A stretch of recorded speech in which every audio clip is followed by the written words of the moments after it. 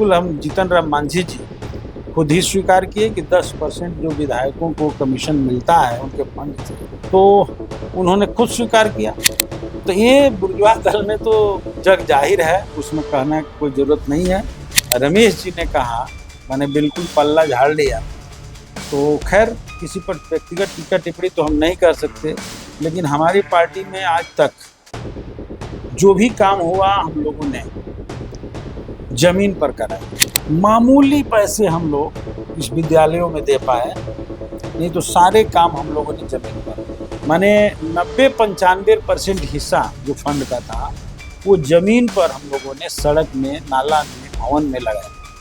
लेकिन अभी हम लोग देख रहे हैं कि लोग जो है बड़ा बड़ा सोलर लाइट में एक ही आदमी को सारा पैसे दे रहे हैं, आधा पैसे दे रहे हैं।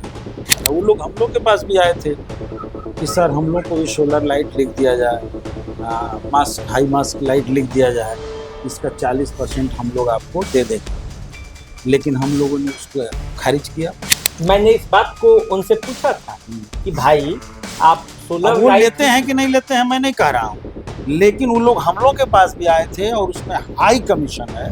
मैंने उनसे दूध कहा है। था कि भाई सोलर लाइट आखिर लग क्यों रहा है इतना ज्यादा, तो उन्होंने कहा कि जनता का डिमांड यही। आपके पास जनता डिमांड करती नहीं, हमारे पास जनता का सोलर लाइट के लिए डिमांड नहीं आया, और हमारे पास हाई मास्क लाइट का भी डिमांड किसी ने नहीं लेके आया। जिसके खिलाफ आप सिवान में आवाज उठाते थे, आज उन्हीं के साथ हैं। कैसा लग रहा है? मैंने इसके लिए आप अपने पुरखे जो जिनके लाश पर चलकर आप लोग आज राजनीति कर रहे हैं, उसको हत्या करने वाले जिन पर आरोप है उनके साथ हाथ मिला लीजिएगा। चंद्रशेखर मैं की समझ हत्या गया, किसने कराई? मैं आप क्या कहना चाहते हैं मैं समझ रहा हूँ। नमस्कार, द देसी अड्डा पर आपका स्वागत है। मैं हूं राकेश तिवारी। देखिए, आज हमारे साथ हैं जीरादेई के पूर्व विधायक और माले के बड़े नेता अमरजीत कुशवाहा।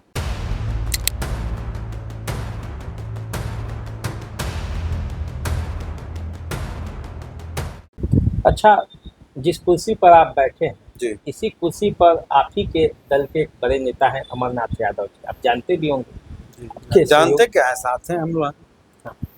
उन्होंने ये स्वीकार किया था कि कमीशन का खेल चलता है एमपी और एमएलए फंड।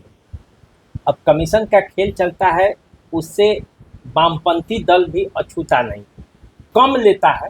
हम भी पाक साफ नहीं है, और दूसरे दल के लोग 10% लेते हैं। उसी कुर्सी पर जब रमेश कुशवाहा बैठे, मैंने उनसे भी पूछा कि भाई अमर जी का ये कहना है कि 2% वामपंथी दल के लोग लेते हैं और 10% आपके दल के लोग लेते हैं, हाई रखे हुए हैं। अब चूंकि सिस्टम है, इसीलिए वामपंथी दल को भी उसमें आना पड़ता है, ये खराब बात है। उन्होंने घुमा दिया इस बात को। उन्होंने कहा कि अमरजीत कुशवाहा और सत्यदेव राम कितना लेते हैं ये अमर जी जानते हैं, और यही बताए हैं, हम लोगों का कोई नाता नहीं है। आप क्या कहेंगे? असल में आप लेते हैं 2%।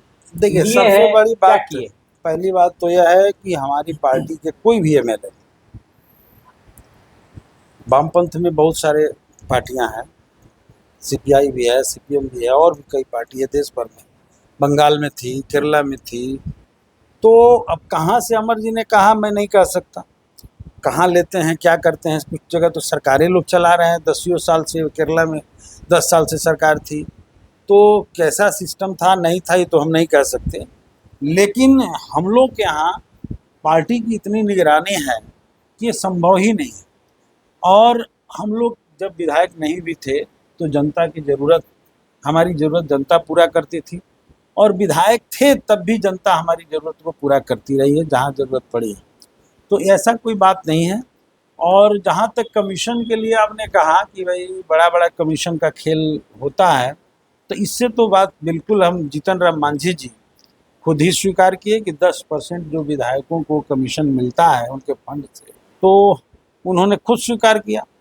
तो ये बुर्जुआ दल में तो जग जाहिर है, उसमें कहना की कोई ज़रूरत नहीं है।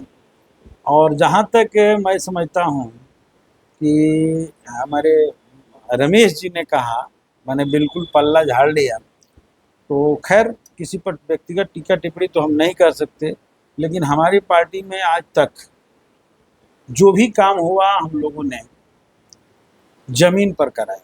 मामूली पैसे हम लोग इस विद्यालयों में दे पाए, नहीं तो सारे काम हम लोगों ने जमीन पर, माने 90-95% हिस्सा जो फंड का था वो जमीन पर हम लोगों ने सड़क में, नाला में, भवन में लगाया।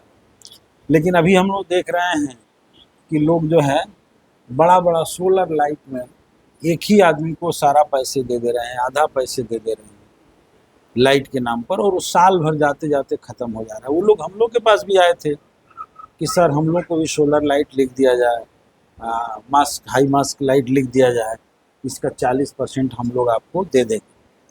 लेकिन हम लोगों ने उसको खारिज किया।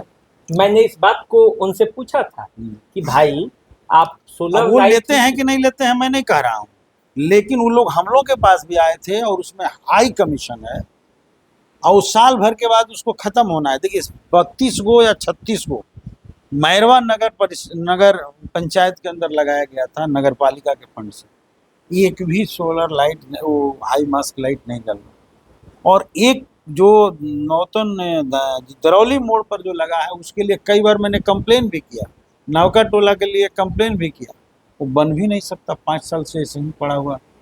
मैंने उनसे लूट कहा है। था कि भाई सोलर लाइट आखिर लग क्यों रहा है हाँ। इतना ज्यादा, तो उन्होंने कहा कि जनता का डिमांड यही है। आपके पास जनता डिमांड करती नहीं, थी कि हमारे पास जनता का सोलर लाइट के लिए डिमांड नहीं आया, और हमारे पास हाई मास्क लाइट का भी डिमांड किसी ने नहीं लेके आया। और हमारे यहाँ तो पार्टी कमेटी सिस्टम है, 3 ब्लॉक कमेटियाँ हैं हमारी, और हमारे विकास मद को संचालित करने के लिए पार्टी ने एक विकास स्तर की कमेटी जिला लेवल पर, विधानसभा लेवल पर बनाई है, जिसके सीधे निगरानी डिस्ट्रिक्ट सेक्रेटरी करते हैं।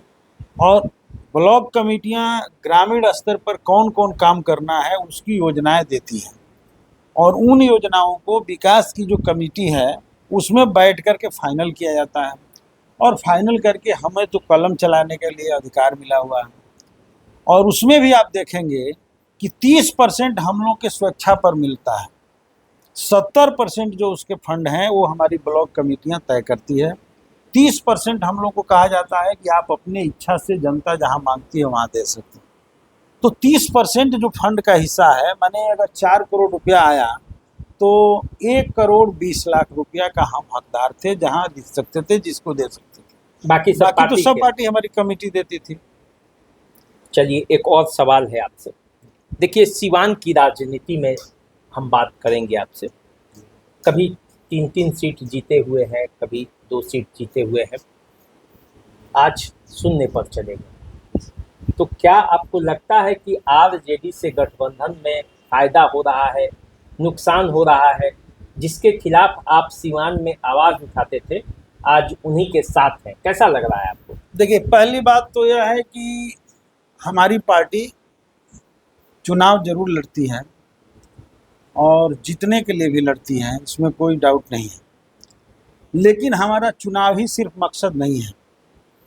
हमारा मकसद इस सड़ी गली सामाजिक व्यवस्था को बदलना भी है। और राजद से भी हम एक समय लड़े हैं, जम करके लड़े हैं, इसमें कोई दो राय नहीं। लेकिन आज अगर उसके साथ अलायंस है तो एक पॉलिटिकल अलायंस है, और वो आज की परिस्थिति की मांग है।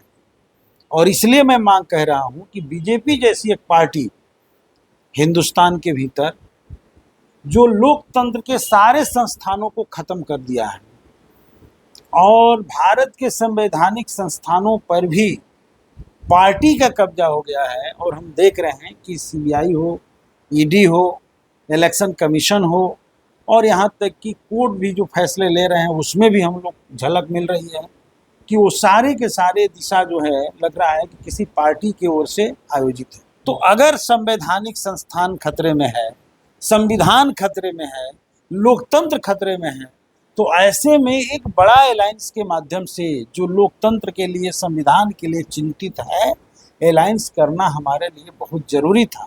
हमने चुनाव में 2 सीट बढ़ाने और घटाने के लिए अलायंस नहीं किया, बल्कि वैसे ताकतों को जो सांप्रदायिक फासिस्ट ताकत है, जो देश के सारे संस्थानों को नष्ट करके और एक तरह से इस देश के भीतर फासिज्म तानाशाही कायम करना चाहती है, उससे लड़ने के लिए आज भी मैं आह्वान करता हूं कि पूरे हिंदुस्तान के ऐसे लोग जो चाहते हैं कि संविधान और लोकतंत्र की रक्षा हो, एकजुट हो जाना चाहिए। तो माने इसके लिए आप अपने पुरखे जो जिनके लाश पर चलकर आप लोग आज राजनीति कर रहे हैं, उसको हत्या करने वाले जिन पर आरोप है उनके साथ हाथ मिला लीजिएगा। देखिए, व्यक्ति के साथ चंद्रशेखर मैं की समझ हत्या गया, किसने कराई मैं थी? आप क्या कहना चाहते हैं मैं समझ रहा हूं। राष्ट्रीय जनता दल बिहार के सत्ता में थी और कोई व्यक्ति कुछ कर रहा है तो एक व्यक्ति पावरफुल हो ही नहीं सकता, पूरी सत्ता पावरफुल होती है और सत्ता के ताकत से करता है। और सत्ता जिस चीज को लेकर के लड़ रही थी उसके खिलाफ हम लोग लड़ रहे थे, उस अपराध के खिलाफ, हर चीज के खिलाफ हम लोग लड़े, मजबूती से लड़े।